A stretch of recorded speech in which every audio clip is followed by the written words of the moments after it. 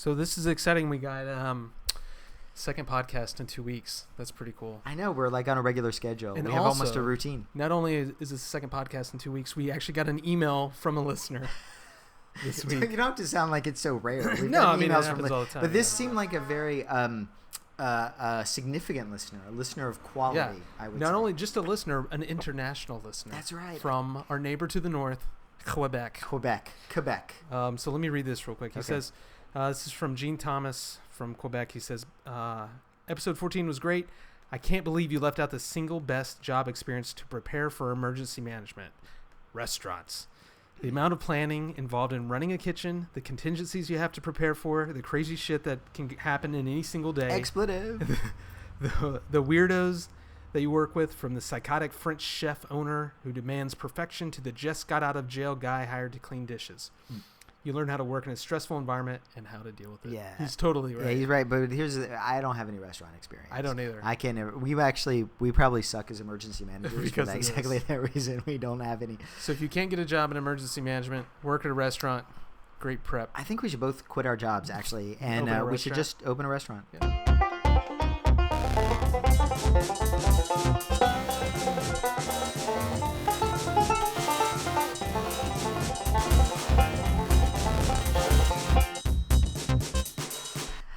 I'm really excited, actually, for our guest tonight. We're going to have a long, sustained conversation.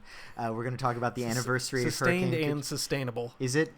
Are we sustainable? How much carbon are we emitting right now? A lot of carbon. David Abramson is joining us. He's an associate professor at NYU and the founding director of my new favorite program name, the Program on Population Impact Recovery and Resiliency, or PI-R Squared. PI-R Squared. Hey, David.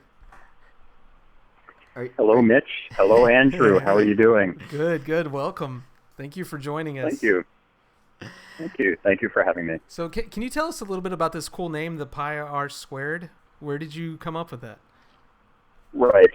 Well, I've always been fascinated by the equation PI-R Squared. There's something about it that I thought was great, that it's so scalable that you can tell the volume of any circle, no matter how small or big, by knowing only one measurement, the measurement of the circumference, let's say, or the radius. And then with that, you know what's inside it. And I thought, what a great way to think about disaster recovery, because that sort of is my goal, to be able to estimate what's required, what is in the totality of a community that needs recovery. If you can find sort of that metric for what do you need to know about that community that will be predictive of their recovery. Is it the economic resources they can bring to bear? Is it something about their culture, something about people's self-efficacy? But what is it, something measurable and quantifiable? So that's why I like PI-R Square, and it's great. catchy. I love it. And I think it looks good on T-shirts, hats. It's great branding, And the thing I was always fascinated, and I'm going to ask you this, even though we have more serious topics to talk about, that you used to work at Rolling Stone. And I always wonder, what kind of a sad bastard moves from working at Rolling Stone to working in emergency management? How did you do that, David? What did you do? Yes, it was a long and winding road. I worked at Rolling Stone. I'm gonna really date myself now, but I worked at Rolling Stone in the early '80s. So I was there the night that John Lennon was killed, and I can remember actually standing on a balcony of Rolling Stone's offices on Fifth Avenue and looking out across the park and sort of looking at the Dakota. And it was a very meaningful moment, honestly, to be at that place at that time. Wow. But that doesn't really answer your question of how I got from there to here. There's the short version is I spent about a decade as a magazine writer. When I would get bored and needed to procrastinate, I ended up becoming a paramedic and just jumping out of at a moment's notice to respond to calls so that I wouldn't have to write. I liked it so much that I decided, I wonder if I could do both something with writing and healthcare. And somehow I stumbled into public health, and 25 years later, here I am. So was there one concert or one event that you covered in those Rolling Stone years that sticks out in your mind?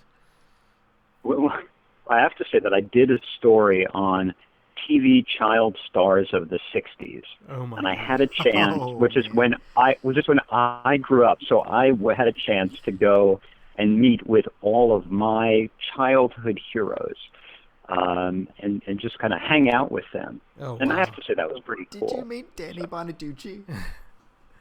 I co-wrote this with my friend, and he met Danny Bonaducci. I met Bill Mumy from Lost in Space, though. Oh, that's pretty cool. That's good. That's awesome. Good. And 2 out of my 3 sons. Oh, nice. 2 out of 3 of my 3 sons. Did one of them refuse to see you? Is that like 4 out of 5 dentists recommend you only got 2 of them? Yeah, what was wrong with that third son? It's a sad fact. Well, I'm glad it's a dysfunctional family. Yes. I'm glad you moved into disaster research. I really think that the things that you did after Katrina and later after Deepwater Horizon and after Sandy have been really sort of relevant and meaningful to the field in a way a lot of research haven't. And I just want to sort of rewind, because a lot of us remember, I think, Katrina really vividly. And we've talked about this on the show before, our experiences sort of during that time. So, it's 10 years ago, it's August. What caused you to go to Louisiana, and what were your sort of first moments like there? So at the time, I was actually running an HIV/AIDS study in New York City that was a cohort study, meaning we had recruited about 1,000 people who were HIV positive, and we were following them over a long period of time. So this is an important piece of background. And when Katrina happened, and I'm watching society unravel, and I'm thinking, what can I do to help? Because it's the first inclination that a lot of us had is, what can we do to help? And I thought, well, one thing I could do to help is understand what is the experience like for the people that are going through that. Can I document it, chronicle it, analyze it, figure it out? And so I essentially applied the same methodology that we were using to understand HIV/AIDS in New York City to the experience of being displaced and enormously impacted by a storm in Louisiana and Mississippi. So I wonder if you can sort of set the scene for us a little bit, because what we hear from people a lot is kind of, what is the visceral experience of that like? Do you know what I mean? Right. So did you take a van down? Were you by yourself? Were you with a team? How did you sort of locate your partners? So I was with a very large team. I brought down 25 people with me to be the interviewers. We rented 3 12-person vans, and we had an advance car, and we were going from trailer park to trailer park throughout Louisiana. These were trailer parks that we had selected, using a random selection process. And we would roll up to these trailer parks, and a lot of times it was just a matter of talking our way in and then going around door to door to the folks who were there and interviewing them, surveying them, essentially. And sometimes it went very well, and sometimes it didn't go well at all. So, for example, we went to Renaissance Village, which is on the edge in East Baton Rouge. It was built on the edge of the airport up there, because FEMA was not able to secure desirable property. They would only get those pieces of property that nobody else would possibly want to use for anything. So on this dry, dusty spot that is on the edge of an airport with planes going overhead all the time, there was this huge encampment with about 600 white trailers, travel trailers, lined up like little, pins in a bowling alley, but just hundreds and hundreds of them. The whole thing was surrounded by concertina wire. And so you had the feeling as you approached this that you were coming to a gulag in Louisiana, a very strange feeling. The people that were manning the gates all had these black T-shirts on. They looked really menacing, and for good reason. They were hired by Halliburton and Shaw, which is another large contracting group, and they were mainly mercenaries who had returned from overseas and were looking for work as security. And it was not entirely clear whether they were keeping people out or keeping people in. So it was a pretty ominous spot, and it was not what you would call welcoming, and it was not homey. It felt desperate. It felt kind of hopeless, and it was hard to talk our way into that one. In fact, I was escorted out by 4 guys with black T-shirts who literally picked me up and pulled me out of there when I first went in. I remember Naomi Klein talks about this in the shock doctrine too, and one of her points was that that privatization of response using military contractors sort of slowed the recovery and impacted the population in various ways. What do you feel like that did to the people there, especially the children that were in those camps? What did you sort of find out through those interviews? Mm-hmm. So, I think a lot of people there felt as though they were herded in there, and it was, to some extent, treated almost like an internment camp. There was a lot of concern for safety, as you can imagine, in those, even though you would think, well, at the very least, it'll be very safe. But to the contrary, there were people in the trailers there who were, known criminals, drug users, sexual predators, and even if FEMA would know about that, they refused to share that piece of information with the local police. And so there was no way to kind of safeguard the area. So a lot of families we talked to in these trailer parks did not want their kids to go out of the trailer to play because they didn't trust it. So instead you would have 3, 4, 5 kids in these little trailers, which we later, of course, found out were also tainted with formaldehyde. And so they were in these trailers, baking in hot, humid sun and weather, with the parents scared to let them go out. A lot of times the parents didn't even want the kids to go to school. So they kept back these kids from school, and it was not unusual for children to lose an entire year or some rare situations even 2 years of schooling because the parents were bouncing from park to park, didn't want to be separated from their kids. This has a huge impact on the psyche of the kids, and you can imagine, too, the educational issue when you have 15 and 16-year-olds in 8th grade classes because they've missed, a few years of class. Not at all unusual down there. And that's not good from anybody's perspective. Yeah. And I'm taking by your description that these families didn't necessarily want to be in the camp, but it was kind of a place of last resort for them. These were families that had their homes destroyed and had nowhere else to turn. Is that a fair description? Oh, it's an absolutely fair description. They could not go back to their neighborhoods. I certainly have, and I'm sure many of your listeners have at some point perhaps gone to the lower ninth in New Orleans post-Katrina, and I had been there many times in the months and years after Katrina.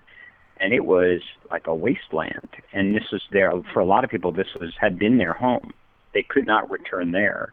They didn't have the wherewithal or resources to get anywhere else, so they were kind of stuck with whatever, they were at the mercy of whatever program was going to be able to help them get to the next spot.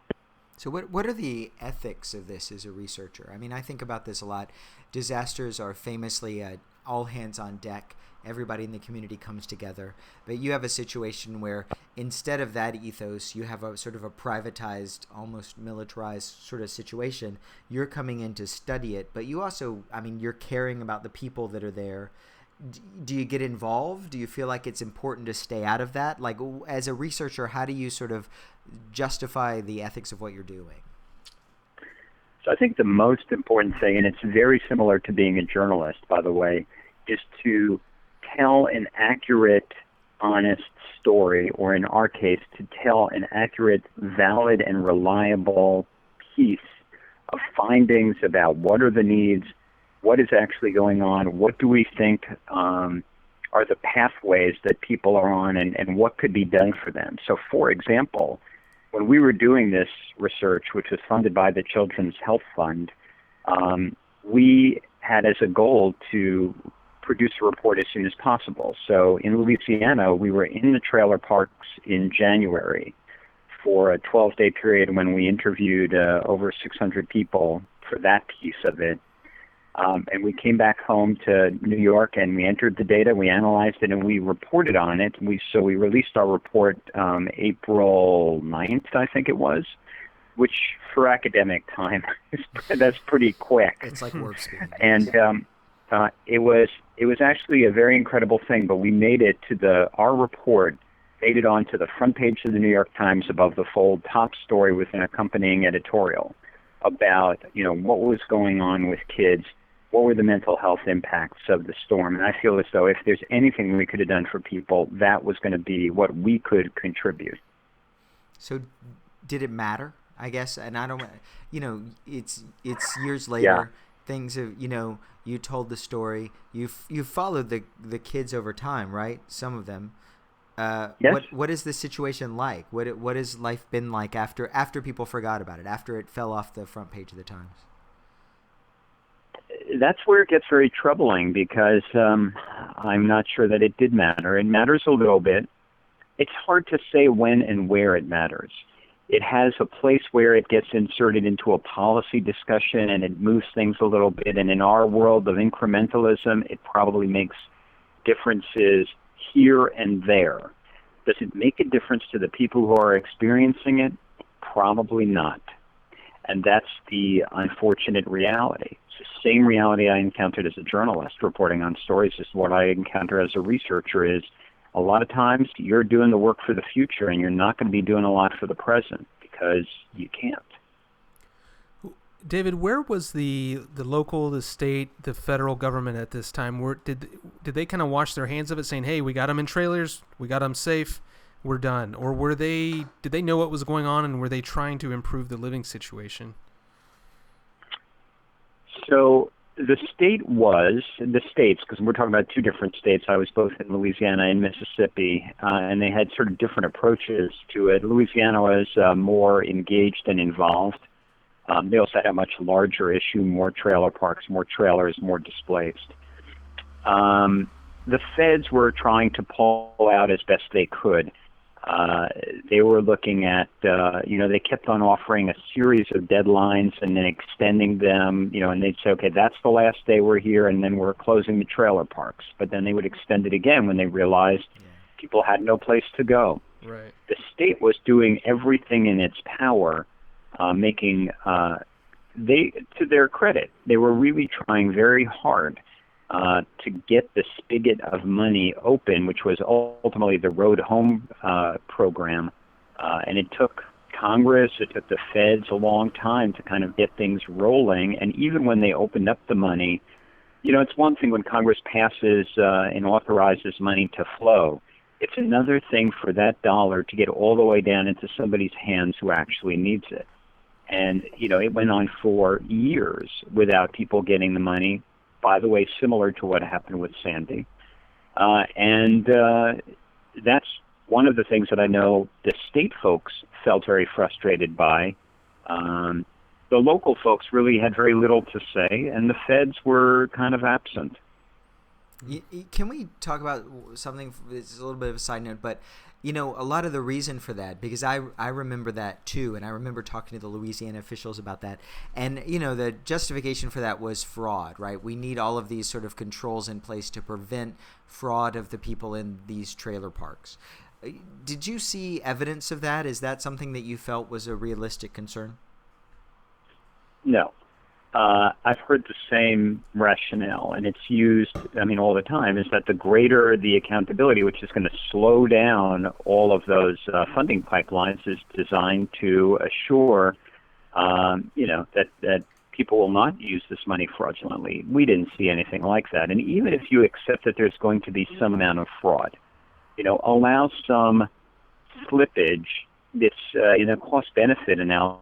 I would think it's better to allow X percent of fraud, whatever it would be, 5%, even 8%, but move the money faster than it is to keep the fraud to 3 or 4% and move the money at, takes 2 years to get it to them instead of 2 months. Yeah. I think the thing about it that has always struck with me is that one of the things, Enrico Quarantelli is my patron saint, David. I don't know if we've ever had that conversation, but, he is my patron saint of emergency management, has always made the point, along with other researchers, including yourself, that local control of emergency management decisions is really important, right? Decentralized authority, making sure the people in the neighborhood are the ones really making decisions is key, because they're both sort of more sympathetic to the plight of their neighbors, but also they have more rapid accountability controls, right? If one of your neighbors is committing fraud about money that, is your money too, you're going to sort of be on that in ways the federal government can't be. So, I feel like that's something that sort of harmonizes with what you found in your kind of takeaways from this. Also think about what the difference in scale is. Let's talk about Halliburton, and we'll talk about a homeowner. So at a homeowner level, even if there's fraud going on, what is the scale we're talking about? Maybe $10,000 worth of fraud, maybe 20. At a really major fraudulent level, maybe it's $50,000. Yeah. How much slippage is there in a $3 billion contract that's being let to Halliburton or Teta or Shaw? There's going to be money that is just sort of moved around and not used for what it's meant to, that far dwarfs the 10 or 20,000 that some homeowner might have tried to falsely claim. Yeah, wait, hold on. You cannot mean that there's inefficiency in contracting in large contracts. No, never. This is me opening another beer. Can you do this for me? And I know this is maybe the hardest job as a researcher. From your findings from the Gulf Coast study, can you distill what you think are the sort of the three key takeaways of what you learned from that community, especially from the effects on children, which I think are something that even with all the press they've gotten are still, can never be talked about enough? Yeah, I absolutely could do that. Number one, I think, to me, the most important finding around kids is that we began calling them bellwethers of recovery. And so they are completely dependent a lot of times on so many different systems in their lives working well. Their parental systems, household systems, school, community, school institutions, all sorts of things that have to work well. And so what they need is they need stability and certainty. They don't need an army of mental health therapists. They don't need, which by the way occurred in Louisiana, medications for behavioral disorder. That's its own little interesting side story, which I'll just briefly mention. Then we heard lots of stories of providers who were simply prescribing anxiolytics, things to make people feel better for the kids, and ADD medication, because it was covered by Medicaid, covered by disaster Medicaid, instead of offering talk therapies and other art therapies and therapies that might have been useful. That was problem number one. Problem number two is the kids didn't really need therapy. They needed stability and certainty and strong social institutions. So if you want to help the kids, you want to build out the supports that they need and help their parents, get back on their feet and be self-efficacious. That was one big finding. Big finding number two is that kids also want to have a voice and some agency in this. They're not just pawns in a game. And I think there are plenty of ways that kids, particularly kids that are 12 and older, can be engaged in the process and help others. They want to be doing that. It would give them a great sense of, control over their environment. And so that would be an important one. And the third is an extension of that, which is people generally would like to be engaged in their own recovery on a number of levels. They want to be part of the processes that are the planning processes, where it's, how are you going to redevelop the area? What are the ways to do it? They want to be actively and sincerely engaged in it.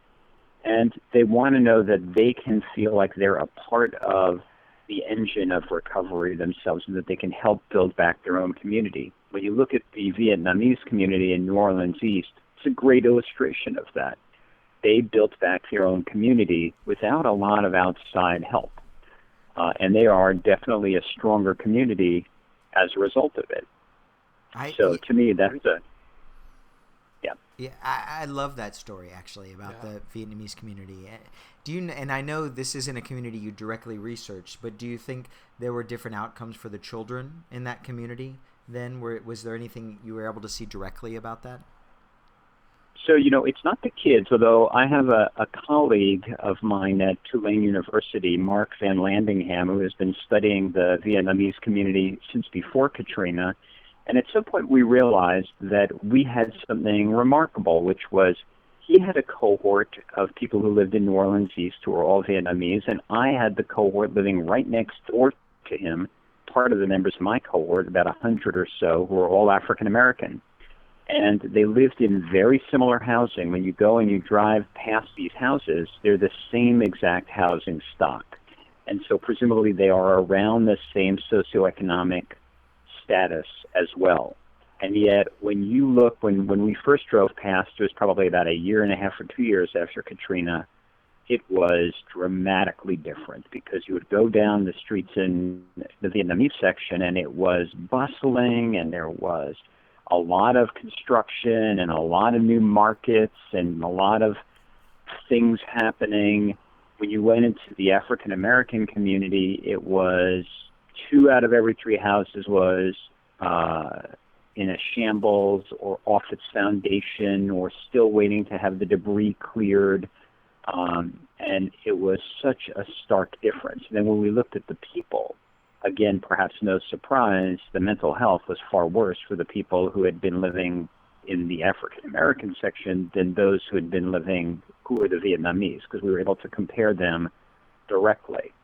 And if you guys don't mind if I add this, by the way, we actually just received NIH funding, the National Institutes of Health, for Mark and I and also a group from Harvard who has a cohort to join all of our groups together. So we have 3 cohorts, 3 Katrina cohorts of about 2,500 people, and we're going to be going back into the field to follow them now at the 10-plus year mark to really get a handle on what does long-term recovery mean.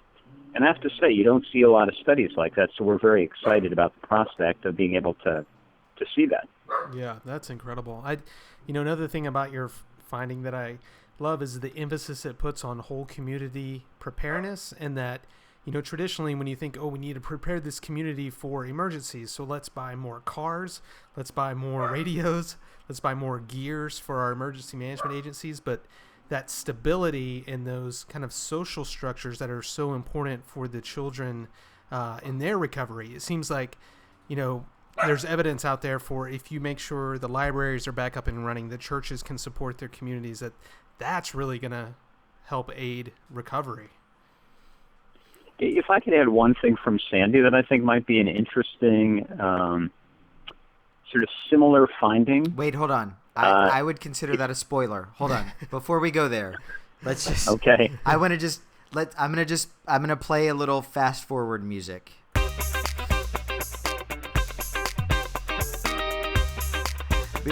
Because the thing is, I just want to set this up a little bit, right? Which is, so you did this great research after Katrina, and then 7 years passed, right? And then Sandy hit, which was, different in a number of ways, but also I think you exposed some similarities to that. So before you go telling us the findings from Sandy, I wondered if you could just take a minute, talk about your experience in Sandy itself and how you sort of went about building these partnerships. But don't lose the thought that you were just about to say. No, you should hold on to the thought. Yeah. I just don't want to. I'll hold on to the thought. I'm trying to bury the headline. That's what I'm trying to do. So, the first thing is coming back to my hometown here in New York City, where I've grown up, and to see this is the largest city in our country with by far the most robust health department, 6,000 strong, the most professional emergency management group, with the most resources. And I spent a fair amount of time in the first 2 weeks going to areas in Far Rockaway, Staten Island, Brooklyn, Long Island and in Long Beach area, and the things we saw, it was just astonishing to me how little the government actually reached all the way out that final mile. And it was really distressing to see that. I kind of felt as though the people that I had met in Louisiana would look at this and just like laugh at us in New York, because they would have been able to have figured this out because they're so well practiced at this kind of thing. But that said, what we ended up doing was constructing a study that was modeled exactly on the Katrina study. So just the way I had the Gulf Coast Child and Family Health Study with 1,000+ families or households, I have the Sandy Child and Family Health Study, which is a population study of New Jersey, since the state was willing to use some of its social services block grant money to fund a fairly expensive project.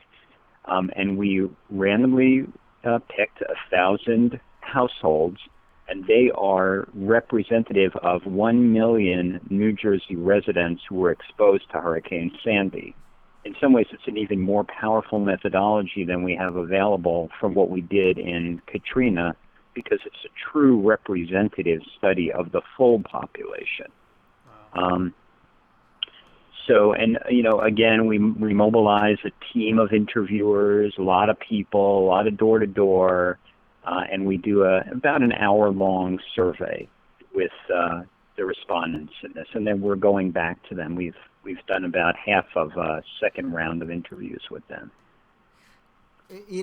So before we get into the findings then, I guess as a New Yorker, I just want to ask you, what was your sort of personal experience like of the growth of the country? I guess so.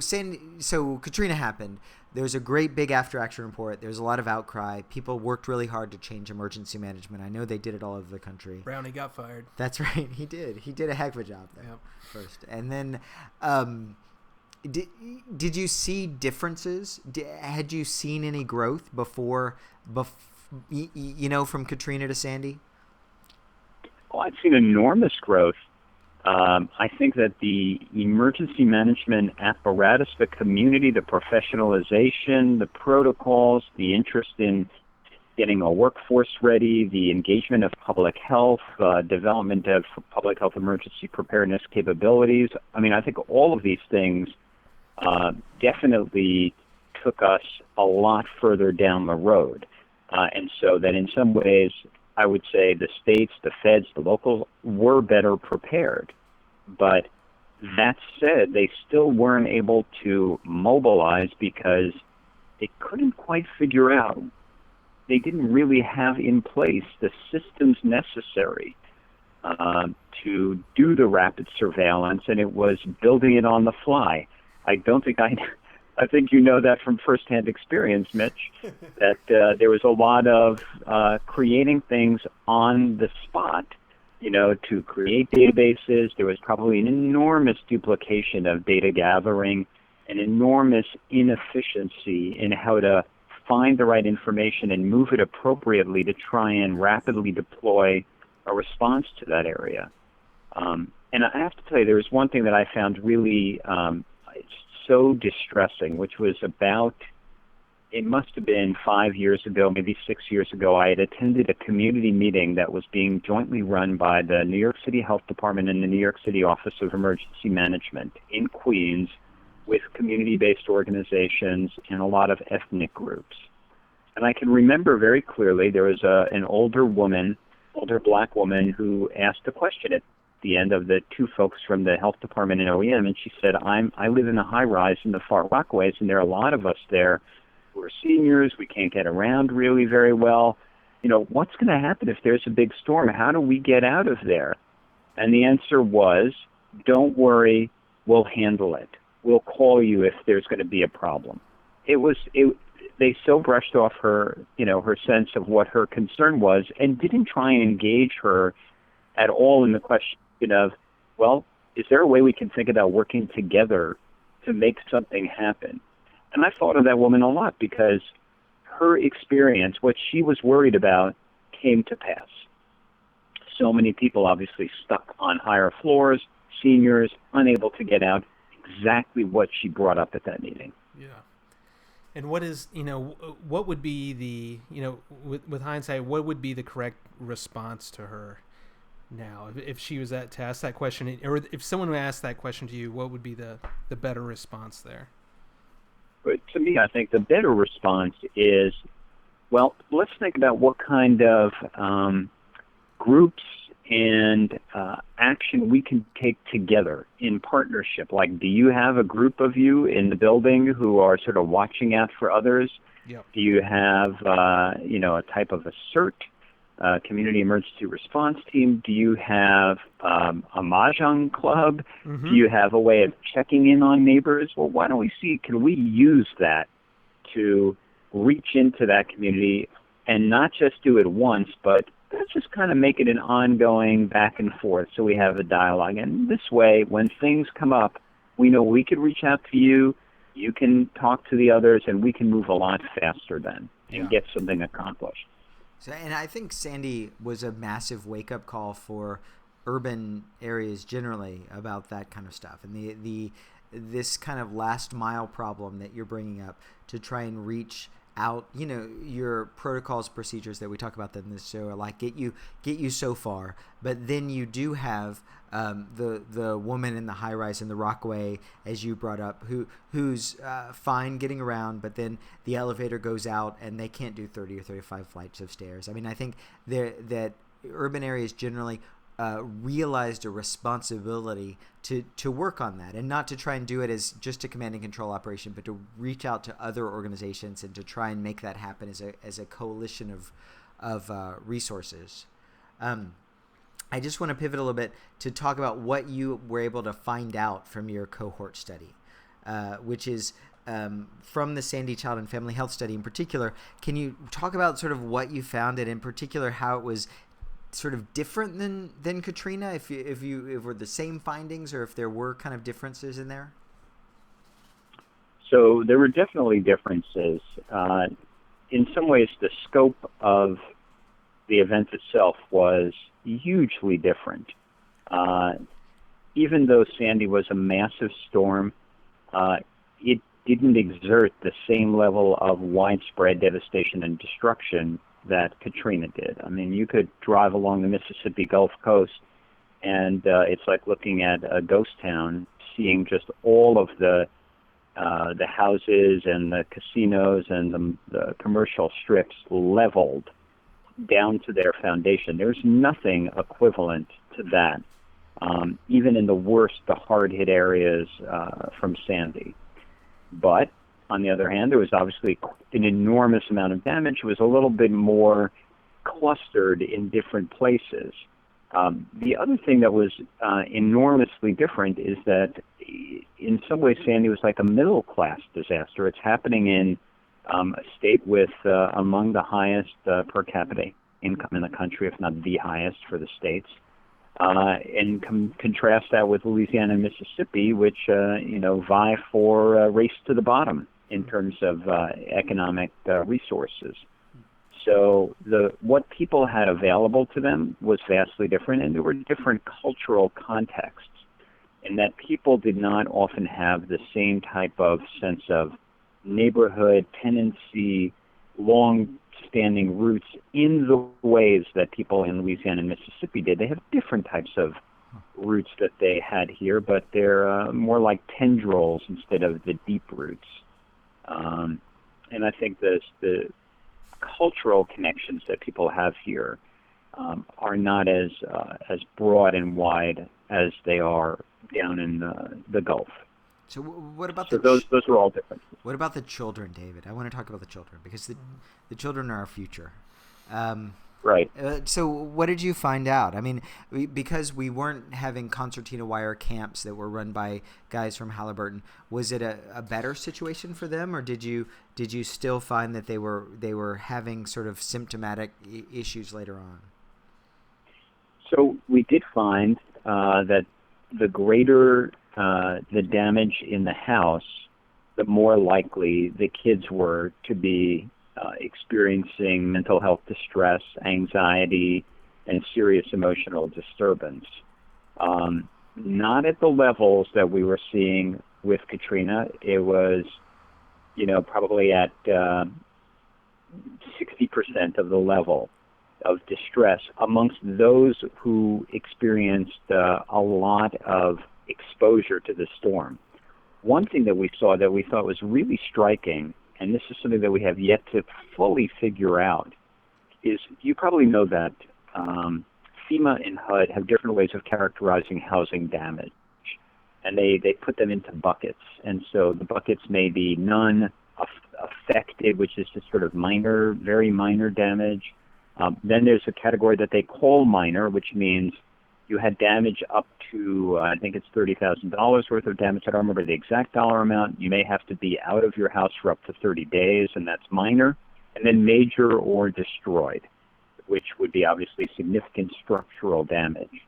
The thing that was surprising is that the kids who lived in households with minor damage were much more likely to have long-standing mental health distress than were either the kids with no damage or the kids with major damage. They had more. And so one thing that we think is going on with that is that people who experience this minor damage, this $30,000, $40,000 kind of level, and that's not the true dollar amount of the damage to them. We'll come back to that in a minute. The kids, the households often can't fix everything in the household. They don't get enough money back. They can't, sort of marshal their resources to do all the repairs. So you end up with an enduring legacy of the storm. Contrast that with kids who are living in households that were structurally destroyed or majorly damaged. They oftentimes get like a new house out of it, or a complete renovation. And so they're able to move on, whereas the kids with this minor damage, who also are more likely to have some mold issues, it's like a constant reminder of the storm, the chaos, the disruption in their lives. Wow. So you don't think, because you can imagine a counter theory to that, I guess, which would be that if you had major damage, you sort of had other things to worry about. Like your life had been turned upside down so much more that mental health issues are sometimes a secondary effect, and so maybe you had primary effects like dislocation or ongoing poverty or something like that. So I guess I'm trying to find out, I'm just pushing you a little bit, is that something you feel like was concretely shown by the data, or was it something that the team was kind of hypothesizing based on the findings? So we're still at that level of hypothesizing. We're going to be, and I can't go too far out on the limb right now, we're going to be releasing a report that's embargoed at the moment, where we're looking at this very question of, we sort of created these need profiles or unmet need profiles to try and understand, was it a question of competing needs? Was it a question of what we sort of think of as a tipping point need? Like, is there one major thing that is like a gateway to other problems that you have to fix that before you can fix others? Like if you have an elevation problem, then you have to elevate the house. If you don't deal with that, is that going to have a ripple effect on everything else because it slows down everything? Is it related to something about demographics, like whether you're isolated or poor or senior or living alone or don't have social support? So these are questions that we will be reporting on in the next few weeks. So what is do you know when that's going to come out? Because we're hoping to release it. Yeah, well, we are hoping to release it on October 29th if all goes well, the third anniversary. David, one of the findings we pulled out was that of your study was that you say that despite public officials urge residents to move out of harm's way prior to the storm, about a third of residents living in mandatory evacuation zones heeded the calls to evacuate. Is that just a reality that we're going to have to live with people not heeding evacuation zones? And it may be, for reasons they don't have access to public transportation, they don't have cars, or is there other things that emergency managers can do to help people heed these warnings? Yeah, and that's, it's interesting that is a finding that was replicated in work that New York City has done as well. So even though that's a New Jersey finding about the low 30%, it's about the same in the mandatory evacuation zones in New York City, high 20s, low 30s. It doesn't vary all that much. Yeah. I think you raised a really good question, which is, is this a holy grail, this notion of let's get everybody out of Dodge? Is that possible? Honestly, New Jersey, it was not an issue of transportation. These were people that had transportation. They could have evacuated, many of them, if they wanted. Right. They elected not to, and they elected not to for a variety of reasons. They thought there was going to be looting. That was one reason. They didn't think the storm was going to be that bad. You certainly know they had the experience of Irene the year before. They sort of managed that with no problem. They felt as though they were safe. Right. And honestly, in some places where it ended up flooding, you would have been surprised. I mean, some you wouldn't. When you live on a barrier island, no surprise. But if you lived in Moonachie, New Jersey, or Little Ferry, you're not on the coast, and yet you've got rivers and estuaries that are just, you don't even realize the risk you're at, and they did not realize it. And they ended up getting, 10 to 15 foot surge of water in some isolated spots that took them by surprise. Right. One of my favorite studies, I think it was a University of Delaware study, but I'm not sure, was about what made people evacuate. And one of the things that was most predictive of evacuations was people watching their neighbors evacuate. So this is my favorite. Here's what I recommend government doing, which is if you're a government in a jurisdiction and you want people to evacuate, what you do is you hire starving actors and you rent a car and you have people go from neighborhood to neighborhood pretending to evacuate over and over again in order to convince everybody else in the neighborhood that they really want to evacuate. Yeah. Yep. So let's just pause on that for a second, and then let's come back and talk about what we can do practically. So I want to just refocus a little bit. I think we've covered the findings. David, what do you do? I mean, I'm especially struck by what you said about young people, 12 or older, who really want sort of a voice and ownership in this. Going beyond your job as a researcher, what do you think you can practically do to make this situation better in future disasters? Well, I think there are probably a lot of things that can be done to engage people ahead of time. At some point, preparedness is actually a pretty good topic to bring people around the table when you start talking about disasters. It's a little bit of an equal opportunity threat in that, if you start talking about earthquakes or tornadoes or hurricanes, for the most part, you're talking about an event that is going to affect everybody in an area, not just those who are poor, marginalized, have other issues. It's going to affect everybody. So to the extent that you can bring people around the table to talk about these things, for them to do their own hazard vulnerability assessments, for them to think about how ready they are to talk to the seniors living in high rises and get them to get their mahjong groups together, whatever it is. Once you start having those conversations, you're actually opening up an entire community engagement process. That's like a political expansion of government and community working together a little bit more closely. And so community might also be more receptive to other messages that government has that are not preparedness related. When I think of public health, for example, mostly when people think of public health, they think of the nanny state telling them don't drink, don't smoke, don't do drugs, don't have unsafe sex. It's all these don'ts. But with preparedness, maybe they would feel like they're a little bit more embraced with that. So that's one thing. On the level of kids, though, I think, more than I think, one of the things that we have tried to do is we've developed a youth development program called Shoreline. And the shore in Shoreline stands for Skills, Hope, and Opportunity for Resiliency Through Engagement.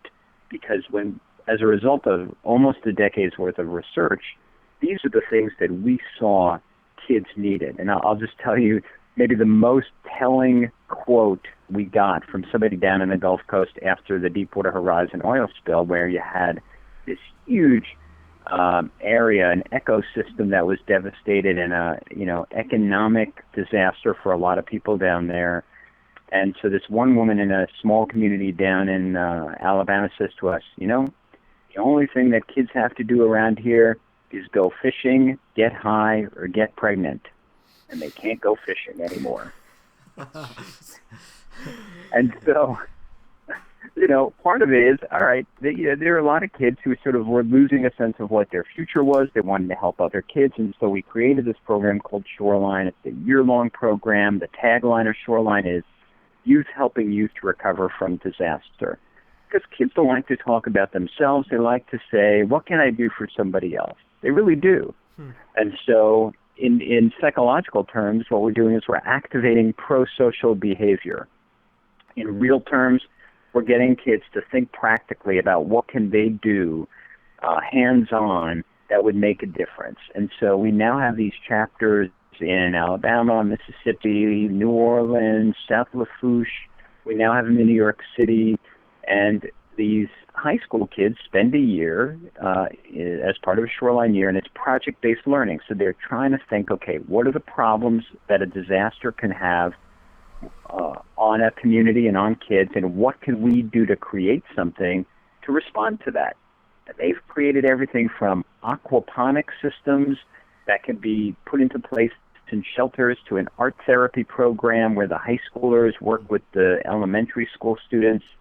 They've come up with cooking without power competitions where they develop these little cook stoves out of cardboard boxes, wire hangers, and aluminum foil. Wow.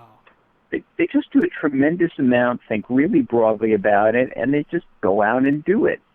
One group, and this one was really interesting, there was a very small group in Thibodaux, Louisiana. They looked around their community and they said, what we noticed? It's there are pockets of real poverty in their community. And there's a bit of a racial divide, unfortunately, there too, where the black community tends to be poor. And they said, we noticed that the parks in the poor areas are just really run down. There's no place for the kids to play. Nobody hangs out. They look terrible. And the kids came up with this. They said, if we want the community to work together in a disaster, they have to care about each other and the community. So we've got to do something by starting with the parks. And so they created a park beautification program. And these high school kids, these 3 high school girls, approached the parks department in Thibodaux, and they said, we'd like to help. And the parks department, the commissioner, was dumbfounded. He couldn't believe that he had these teenagers that wanted to actually help. And they got so much stuff donated, and they started having painting and artwork parties in the parks, and people started coming in and bringing their kids, and so they have these huge events. And they've beautified a couple of parks at this point.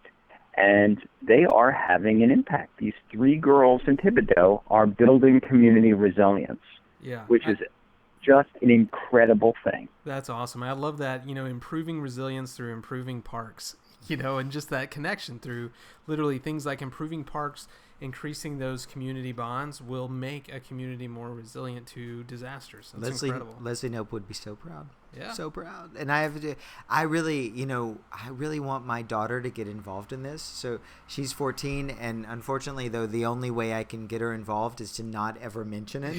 Yeah. So, I hope someone else who is not me mentions it to her randomly. Taylor Swift to get on board with this. That's right. But the other thing is, you mentioned a stove made out of cardboard. Is that safe? I just want to know. Is it? Can you make a safe stove out of cardboard? I'm not sure. You can. You take a cardboard box, you just line it with aluminum foil, you poke 2 holes on either side of it, and put the hanger through it to serve as like a hanger for grills. Okay. And then you could put and they've been working with different biomass fuel sources, because they started with briquettes and they realized maybe not the most environmentally conscientious. Right. So they're working on that a little bit right now. So this is like an at-home project. I feel like on the website we should really put like a diagram and directions for making your own cardboard stove. Exactly. This is really this is great, David. I feel like we've really gone through a lot of the things that made Katrina such a sort of an event of national significance, as it were, and then the Sandy stuff and then the sort of these practical outcomes that you're working on. I mean, I think the research and also the programmatic stuff you've taken from it have really made a difference.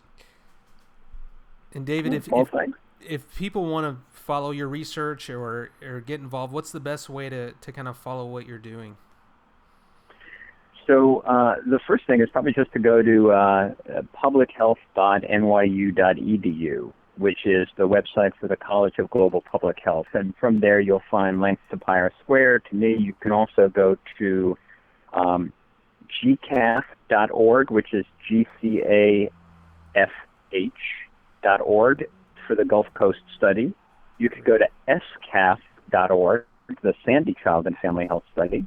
And you could go to shoreline.ncbp.columbia.edu to see the shoreline work. Great. We'll post all these links on our website too. Awesome. That'd be great. That's really great of us to do that, actually, because that might take some effort. Hey, for one thing, can you guys tell me when that casting call is for evacuation actors? Because I would like to try out for that. We're not going to move you. We're not going to move your stuff for free. And also, we don't plan to pay anything. Thank you so much, David, for coming on. This has been awesome. I really appreciate your time. Okay. Thanks, Andrew, and thanks, Mitch.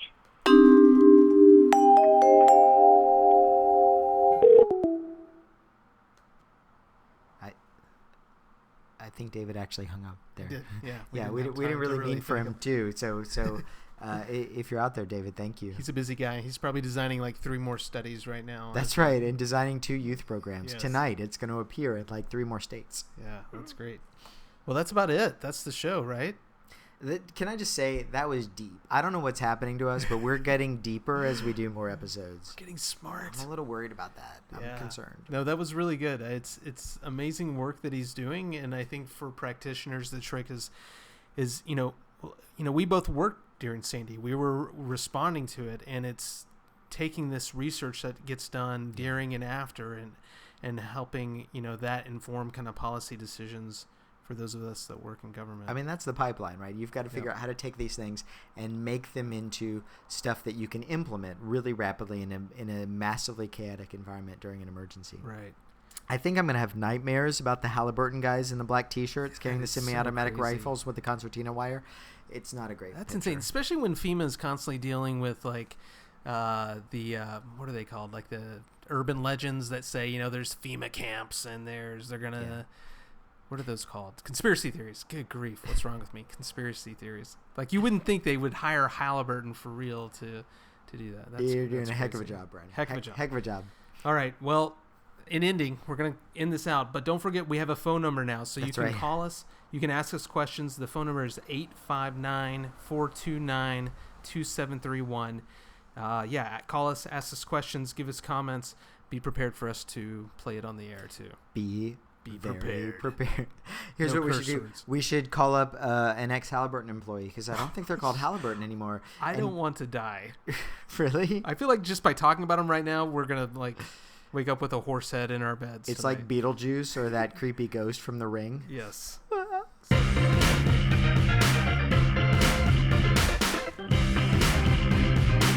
See you next time. Next time. Hazards. Japanese manga and cute rhinoceroses. Rhinoceri? And librarians. And 2 out-of-place emergency managers. We should really tease every episode at the end of the last episode.